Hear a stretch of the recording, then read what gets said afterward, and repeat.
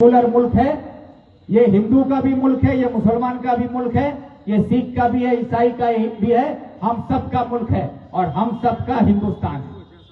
तो हम लोग आपस में ना उलझे, न मंदिर के नाम पर, न मस्जिद में के नाम पर, न जय श्री राम के नाम पर, न मोहम्मद के नाम पर। हमारा यकीदा हमारे पास है, उनका आस्था उनके पास है। ये अपना अपना जगह पर है, लेकिन सियासत हम सब के लिए है, देश के लिए है।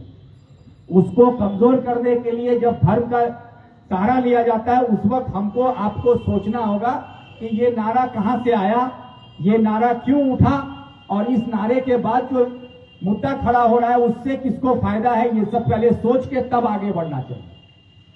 आज आई लव मोहम्मद के नारे के बाद आज तौसीफ रेजा साहब को, मौलाना तौसीफ रेजा, तौकीर रेजा, मौलाना तौकीर रेजा साहब को आज जुलूस निकालने पर गिरफ्तार कर लिया गया। आज उनकी गिरफ्तारी हुई, आज वो जेल में है। आज जो नारे लगाने के लिए, जुलूस निकालने के लिए जो गिरफ्तारी हुई, उससे क्या हुआ, पूरे हिंदुस्तान को एक मैसेज दे दिया बीजेपी कि तुम कुछ बोलोगे, नारे लगाओगे, तुम्हारी आवाज दबा दी जाएगी। आपको दबा तो दिया गया। आज तौकीर रेजा साहब की गिरफ्तारी के बाद आज उनके लिए एक भी आवाज, एक भी जुलूस, एक भी नारा कहीं लग रहा है? हमारे जितने उलमा हैं, आलिम दीन हैं, हमारे एक भी उलमा, एक भी आलिम दीन आज सड़क पर क्यों नहीं आ रहे हैं?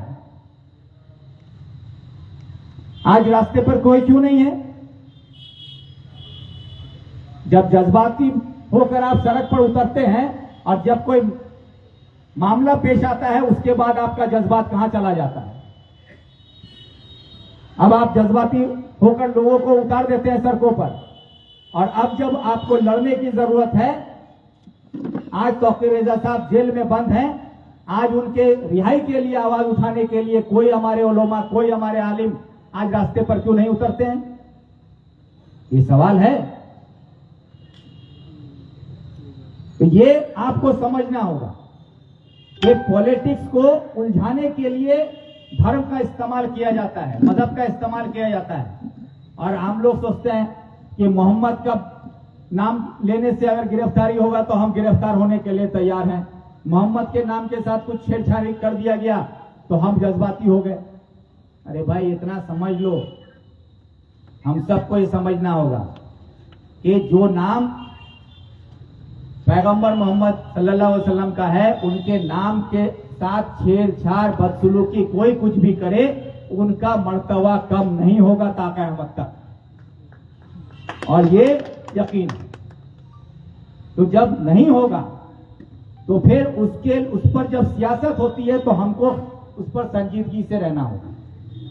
इसलिए आप लोगों से मेरा कहना है कि इस पर ज्यादा ये मत कीजिए। आज ये मुद्दा को उछाला जाता है, आज इतना कुछ हुआ, आज टीएमसी वाले की तरफ से एक लफ्ज नहीं, तौकीर रेजा साहब के लिए एक लफ्ज टीएमसी का कोई एमएलए क्यों नहीं बोल रहा है? कोई नेता क्यों नहीं बोल रहा है? कोई नहीं बोलेगा। ये समझिए कि ये सियासत है, जिसका फायदा बीजेपी को भी मिल रहा है, जिसका फायदा टीएमसी को भी मिल रहा है। बीजेपी हिंदुस्तान में जब डराती है तो वहां तौकीर साहब की गिरफ्तारी हुई तो यहां पर ममता बोलेगी कि आमी एखाने आछी बोले तुमरा सुरक्षित आछो, नाले तौकीर साहबेर मतन तुम्हादेर ओगो जेले ढुकिए देওয়া जाए। अब ये जो है एक डर का माहौल बनाया जाता है। आज हमारा कोई भी उलमा रास्ते पे क्यों नहीं उतर रहा है? क्योंकि वो देख रहा है तौकीर साहब जब जेल जा सकते हैं तो हमको भी यहां जेल में डाल सकता है। तो ये डर पैदा करने के लिए होता है।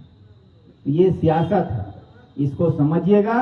और इसीलिए कि मोदी और दीदी दोनों जो है एक ही है, वो वहां डराता है, ये यहां डराती है। चाहे वो एसआईआर के नाम पर हो, चाहे एनआरसी के नाम पर हो, चाहे वक्फ का आंदोलन करना हो तो दिल्ली जाने का मशवरा दे, आंदोलन करने पर आपको धमकी दिया जाए। ये जो खेल है, ये दोनों खेल रहा है। और हमारी लड़ाई वोट चोर गद्दी छोड़ के साथ साथ वोट लूट करने वाला ममता बनर्जी से, जिसको यहां पर आप वोट लुटेरा कहिए या फिर आप नौकरी चोर कहिए। तो ये लड़ाई हमको करना होगा, उसके लिए आपको भी मजबूती से उतरना होगा।